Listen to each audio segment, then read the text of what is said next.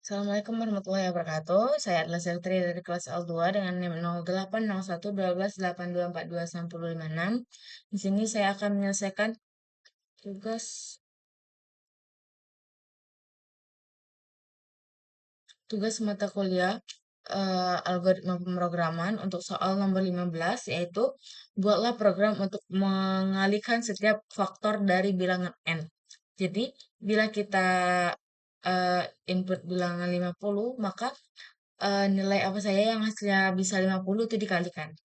Nah, jadi misalnya ya pada deskripsi programnya itu yang pertama dia mendeklarasikan variabel bertipe integer untuk n itu menyimpan input dan menginisialisasikannya hasil dengan satu. Selanjutnya dia akan membaca input dari pengguna untuk nilai n dan menginisialisasikan variabel hasil dengan nilai satu. Menggunakan perulangan for untuk mencari faktor-faktor dari n. Jika n dapat dibagi oleh i tanpa meninggalkan sisa, yaitu n mod i sama dengan 0, maka i adalah faktor dari n. Mengalihkan hasil dengan i jika i adalah faktor dari n. Menampilkan faktor dari n dan dengan format faktor 1 dikali dengan faktor 2. Dan menampilkan hasil dari perkalian faktor-faktor tersebut. Untuk flowchart-nya di sini mulai selanjutnya menginput nilai n, melakukan perulangan for untuk mencari faktor-faktor dari n. Kondisi jika n mod i sama dengan 0, maka dia masuk ke dalam faktor-faktor tersebut yang berarti hasil dikali hasil sama dengan i. Jika tidak, maka dia balik lagi untuk i++. Nah, selanjutnya dia meminta input i dan mengecek apakah i kecil dari n. Jika iya, dia akan mencetak kali. Jika tidak, dia kembali ke i++. Dan terakhir, dia akan menghasilkan atau mencetak nilai dari hasil.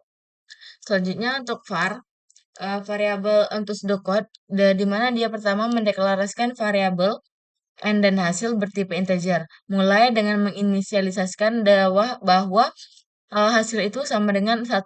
Dengan membaca n, dilanjutkan dengan mencetak n. Di mana perulangan for i sama dengan i itu n ini, maka lakukan ini untuk mencari faktor-faktor dari n.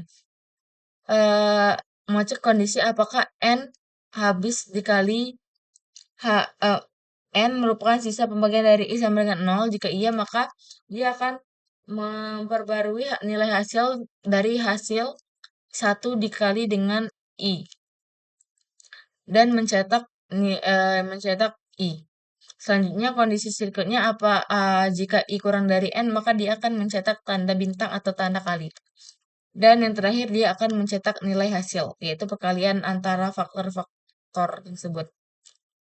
Selanjutnya untuk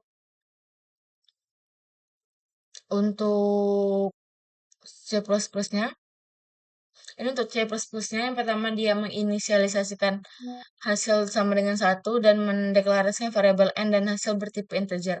Meminta input kepada pengguna ini, dia akan menampilkan pesan terlebih dahulu untuk meminta pengguna memasukkan nilai n. Nah, kita ke pengguna memasukkan nilai n 50 misalnya, dia jangan terlalu gede, 10. Nah, dia akan menyimpan 10 ini di dalam n. Nah, selanjutnya dia akan mencetak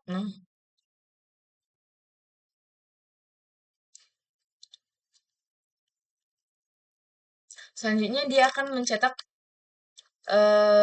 faktorial dari n adalah, nah, di mana perulangan i sama dengan 1. I kurang dari sama dengan n. Dia akan memproses apa n mod i sama dengan 0. Nah, ini kan i sama dengan 1. 1 kurang dari sama dengan n.